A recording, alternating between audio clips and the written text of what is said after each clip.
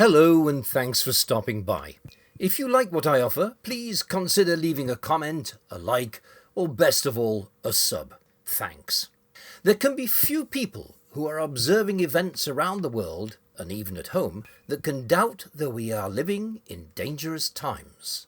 Probably the most tension-filled and angry times since the height of the Cold War back in the 60s and 70s. At that time, we faced the possibility of nuclear annihilation from the then powerful Russian-led Soviet Union. At home, the UK suffered protests and rioting over the Vietnam War. France endured such violent protests that at one point their president, de Gaulle, fled the country. The USA suffered violent riots both over the war, when students were shot dead by the National Guard, and also over race relations when Los Angeles endured substantial destruction. Today, some of the threats are very different, but others remain familiar.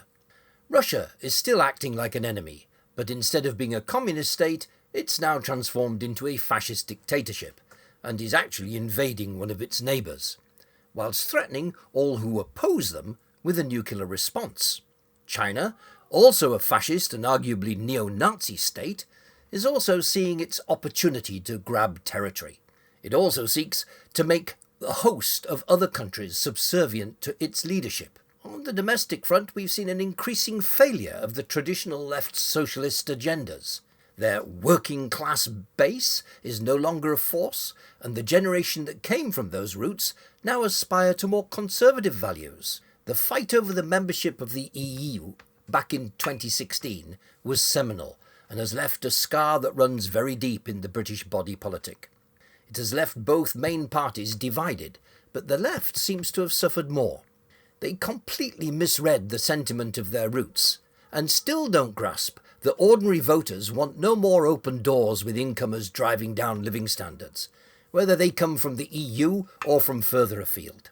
A similar sentiment runs through American politics over the influx of people from the Mexican border. The left thought they had a solution a couple of decades ago when they sought to garner support from various interest groups of people. Indeed, it became an obsession to put people in packages and proclaim support for them, whether it was for blacks, lesbians, trans, Muslims, Palestinians, or whoever. They didn't seem to grasp that faith groups like the Muslims were hardly likely to endorse the activities of people indulging in non-traditional sexual activity, nor that the interests of these and other groups were not always compatible. In the US, it got way worse. They have resorted to indulging people who are clearly unbalanced. The effect is to destabilise society as a whole. That's where this is an almost hidden danger. There are powerful individuals who are arrogant enough to believe they have the right and the responsibility to alter society. They are challenging the basics, such as what are human rights. They are seeking to end free speech, individual liberty. They are creating the tools that will control you.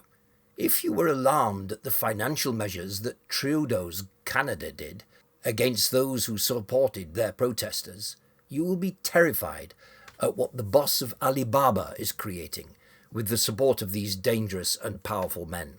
They are stealthily creating the conditions for a one-world government, endorsed by them and affecting everyone. It started with a move to empower the World Health Organization. You know, the heavily Chinese influence organization that would not admit that COVID came from China. You will have no way of challenging them. You need to wake up, and you need to join the resistance in whatever way you can think. Thank you for listening. If you can spare a sub, please do. Until next time, stay safe, and bye for now.